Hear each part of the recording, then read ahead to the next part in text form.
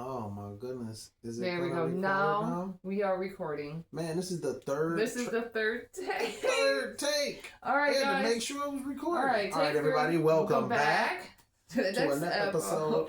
To the next episode of. Don't do that. Don't do that. Right here on 16 TV on Fuck It Fridays. Y'all, this is good. No Bad Days is going to be the smoke of the app. By this point, we need it. Apple fritter from House of Dank. That is my spot. That is all right, guys. By the time, also, we need to make sure you understand when this airs right now, we will probably be right there in Erie, Pennsylvania, for Team Onslaught to hit the stage. We are about to have a fabulous fucking time. And then we will be going through, I believe, Chicago, if I believe. Cleveland rocks. Cleveland. Yeah, we're going to take some Ohio. Superman pictures. Cleveland, Ohio. And Siobhan's side, we got another little wing spot. I'm not going to lie. Another little wing spot that he wants to take me to. So I really wanted to hit Chicago. I'm not going to lie. But here we are. I digress. But I'll take what I can get at the same time because it's going to be it's going to be a journey for me and a huge bucket list knocker offer for me. Okay. So, here, go ahead and get it together. Get it together So we can get it together because I figured why not for Fuck It Fridays, guys. Oh, my goodness. Mine is going to be fuck Jessie Butler. Oh, yeah. Fuck Jessie Butler. That's been her favorite 3 words all morning. Fuck Jessie Butler. Okay, so the key points, because it's already been out there. So everybody knows pretty much what had happened. Key points on this. Well, this young man, if he had been of African-American descent, would be in prison right now. So she's going to tell you the story. But y'all already know that the rules are not the same. Y'all already charges. These are the charges. Jessie Butler, then 17, was charged as an adult March 2024 with 11 felony counts related to the sexual assault and domestic abuse of 2 teenage girls, including rape, attempted rape, sexual battery, and domestic assault and battery by fucking strangulation. You said how many felonies? 11 felony counts. So at least he got 23 less than Donald Trump.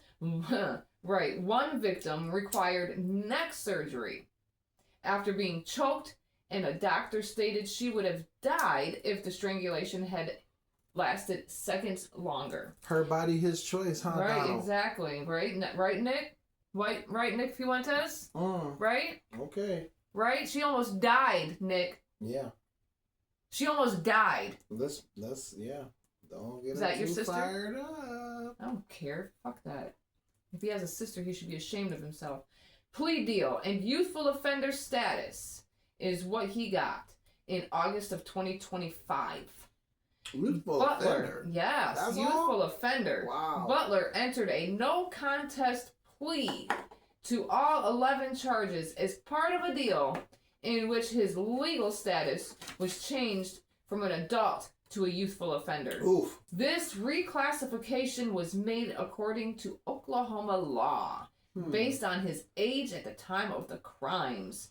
Now, the sentence, although he formally received a 78-year prison sentence, the term was entirely suspended due to his youthful offender status. Instead of prison time, he was sentenced to a rehabilitation plan until his 19th birthday, which include daily check-ins, weekly counseling with a sex offender specialist, a curfew, no social media, and community service. So the controversy and public outrage as such needed. The decision has been widely condemned by the victims' families, advocates, and lawmakers who believe the justice system failed the victims, very much so. Critics have pointed to Butler's connections to a prominent local family. His father was a former director of operations for the Oklahoma State University football team and suggested that privilege influenced the lenient sentence. So his father has connections, and so these young ladies' lives don't. Yeah, of course it does. Matter. Of course they don't, because the conditions and potential future.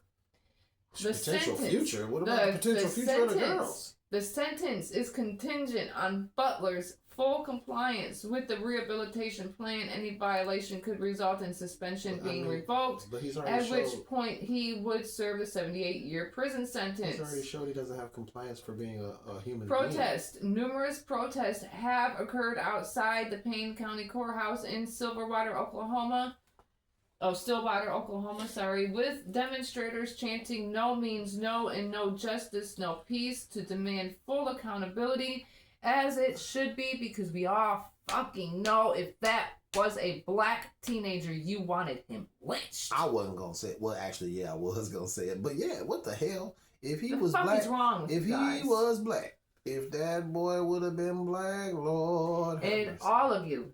Every single fucking one of you. Tell me I'm lying. Every fucking one of you that have a fucking daughter. That have a sister. That have a mother. Anything.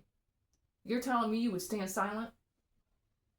You would stand silent. Go ahead, now. Go ahead. Hop down in the comments and lie. Now. Go ahead. Hop down in the comments and lie. Right now. Go ahead. Because you're full of shit. Sure. Go ahead. Lie to our faces. Sure. That man is trash. I don't consider him a youthful offender. And his mother? Because she knew about it, right? She knew about it. She had heard commotion and whatnot in their little movie theater, because they have money. Is that Norma Bates? So she heard this, right? Heard the commotion, asked her son, was everything okay? And he said yes. Oh, wow. Went about his business raping that girl. Wow. No bueno. Y'all trash. No bueno. Fucking trash. You make me sick to my stomach. Every last fucking one of you. Ridiculous, dude. Go on, because I can't go no more. Because if I was, we'd have a whole rant session. Well, what I want to do is I want to talk about something that we actually have not talked enough about. We haven't talked enough about this. Do you know what the subject is? The subject is a 21-year-old man named Trey Reed. Oh, preach that part. Trey Reed. Because I noticed something. Let's talk about that. I noticed something. You can't find in the news about the second autopsy. You don't find it in the news, though. Well. Silence is compliance. Let me tell you something about the truth. The truth will come out. So what happened was, first and foremost, because I have this written down because it's that important. I don't want to just be freestyling. First and foremost, black men do not randomly. They do not lynch themselves. They do not hang themselves from trees. Let that be understood before I start cooking the rest of this plate. Let that be understood. That does not happen at all. Okay. That man was 21 years old. Old enough to be my child. 21 years old. Delta State University in Cleveland, Mississippi. Mississippi. What is one of the first things, if you are a moviegoer, what is one of the first things that comes to your mind when you think of Mississippi? Is it slave trade, roots, Mississippi burning? Roots type of shit. Yeah, okay. So then Bolivar County coroner said there was no signs of foul play and no injuries that would point towards an assault. Right? Yep, that's what the coroner, that's what was said. But they was on Colin Kaepernick's ass saying, "Oh man, you just trying to insert yourself into we said it wasn't no problem. You just trying to insert yourself into something to stay relevant. Because silence is violence. Stay relevant. It's Colin Kaepernick. All I have to do is say the first and last name. Y'all know who the hell Colin Kaepernick is. He ain't got to stay relevant. Yeah, the first thing you call him is a traitor. So un-American. So Colin Kaepernick steps in, which is what's on my next card, and the autopsy showed a fractured skull in the back of his head. Like blunt force trauma. Mm-hmm. Right. Sounds about right. Okay. Somebody from behind. Right. Hitting him from behind with something. Right. Okay. Baseball bat, shovel, something. All right. Bruises and contusions on his back and buttocks. He did that to himself. He beat himself on the back, kicked himself in the ass. Right. Hit himself with something real hard in the back of the head. And before he passed out, he threw a rope over the top of the tree, tied the knot, and hung himself. That's exactly what they're saying. Yeah. That sounds about white. Right. Okay. All right. So, this is what I want to say. Racist white America, they see that we see this shit. And they see our reaction to it. Yeah. A lot of people are talking about it. Some people don't know about it. Some people are cooning and want to believe that there was nothing to be found. Mm-hmm. And that somehow this young man of 21 felt that his life was over and he did all of this to himself. Yeah. Okay. Yeah. All right. Now, silence is violence. And she said that before. We got that from Jolly Good Ginger. And that is definitely a good quote, because if you're not saying something about it, if you're not speaking up about it, you are complicit in the bullshit. Preach. Period. That part. End of discussion. End of story. End of story. Now, does this lack of fire signal to the racists that lynchings are back in style? Because in places like Kentucky, Mississippi, where is it that old boy got where the DJ Bowers what was it where DJ Bowers punched old boy in his van? Florida. That was in Florida. See what I'm saying? Where is we got trouble areas. We got trouble areas. Look at what happened. The prominent throwing of the hat in the air. We got trouble areas. Okay, where people were hit with chairs. That area? Yeah. That area was actually where the famous boat where they with slave trade. Right there. In that same specific area. And everybody got what they deserved with them chairs. Okay, so now you starting to see that's a good point, because that is one of the points that people can go, oh yeah, I know what he's talking about. He's talking about the boat and the chairs, and they jumped off the boat and swam over there and helped with it and all that, right, and whooped their ass, right? Yes. Okay, so this is what I'm talking about. So you said, like, what does this mean? Okay, we've had moments like that where black people are just fed up. And I've seen moments where I spoke about on this show where some white boy is getting all brolic in the brother's face, and his boy is just recording it, and he's just standing there and not even really reacting to it.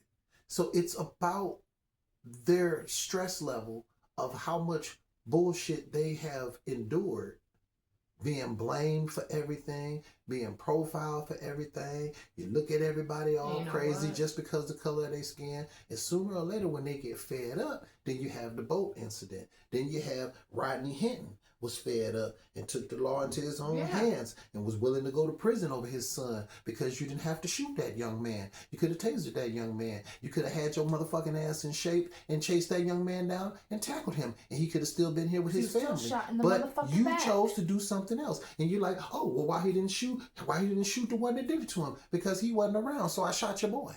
Exactly. Because we tired of the bullshit. somebody is going to fucking pay. I'm tired of hearing this eye for an eye makes the world blind. But what people need to understand is people are tired of constantly being poked in the fucking eye all the time. Why is that person allowed to be poked in the eye and go blind and can't poke your punk ass back in the eye? Why is it that Charlie Kirk could run around and say all his 13 and 50, shit, but then when somebody else hops on social media and says 29 and 57, then it's racism? So when we expose y'all bullshit, it's racism. But when y'all fudge numbers and exaggerate our shit, it's cool. Here's another good one from Conscious Lee. Really? Education is elevation. Really?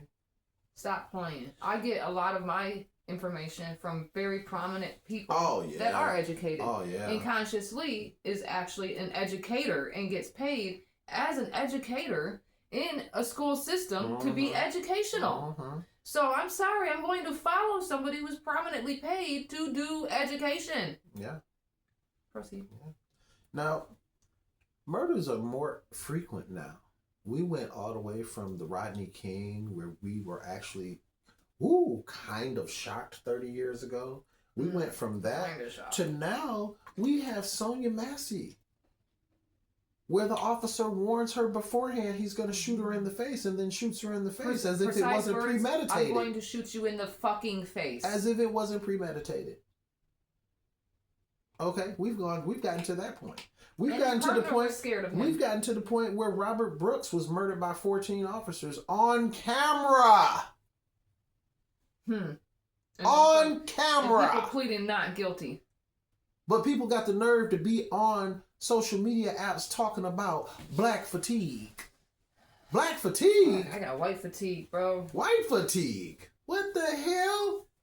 I'm white and I got white fatigue, goddammit. I'm tired of white people. All of these weird pastors pushing Christian nationalism, going to these black neighborhoods and living to tell the tale and upload the footage. But we're the problem. Right. Let one of the brothers go to a white neighborhood and talk about white fatigue. Are we gonna walk out safe? That's why you don't see no brothers coming to y'all neighborhood doing that shit, right? Why is that? Because they're not. Why is that? But we're violent though. But we're violent though. I say it like this as a white person. Maybe you should. I swear. Maybe you should. I swear. I'm just saying. Like just like her story. Just like her story.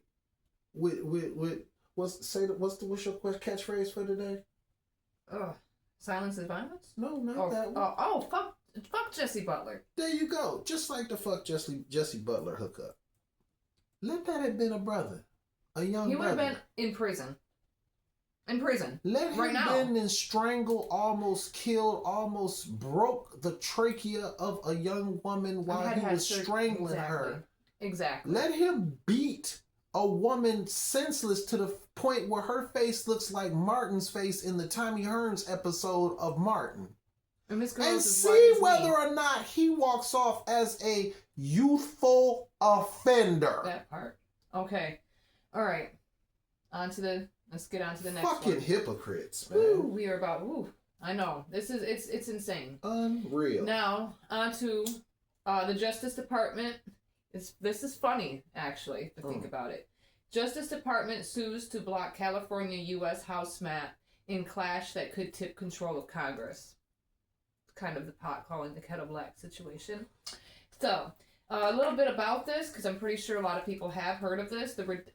I call it the ridiculous complaint filed in California that targets the new congressional map pushed by Democratic Governor Gavin Newsom is in response to a similar Republican-led effort, if I'm not mistaken, in Texas, backed by Cheeto Tits Trump. Oh, wait a minute. They gerrymandered again? Are they gerrymandered No, again? not the Republicans. The Democrats did a Republican on them, and they're mad. Bleach blonde Pam Bondi, and yes, so I do everybody's starting to fight fire with fire, so we not wrong, huh? Ouch. Does it hurt? We not wrong, huh? Does it hurt? Yeah. doesn't hurt. Police Pam Bondi stated in an email, California's redistricting scheme is a brazen power grab that tramples on civil rights and mocks the democratic process. Oh, democratic process? Okay. Governor Newsom's attempt to entrench on one-party rule and silence millions of Californians will not stay. Let me just say. Wait, what? Is that not what happened in Texas, bitch? Let me just say, Gavin Newsom, I already said this on the show, but in case you are new to the channel, new to the show, Gavin Newsom gives me snake oil salesman vibes. I do not trust him. He's going to have to really show himself because I do not trust him. Anytime I like your vibes. I do like the vibes. Here's the thing. I get it. Here's how real you have to be. When somebody asks you, do you think America is a racist country? And you as a politician duck and dodge that question instead of answering it firmly and honestly, that lets me know you're a snake oil salesman. Exactly. Now, stop it. Now, in the words of Brandon Richards, the spokesperson for Newsom, stated, "These losers lost at the ballot box, and soon they will also lose in court."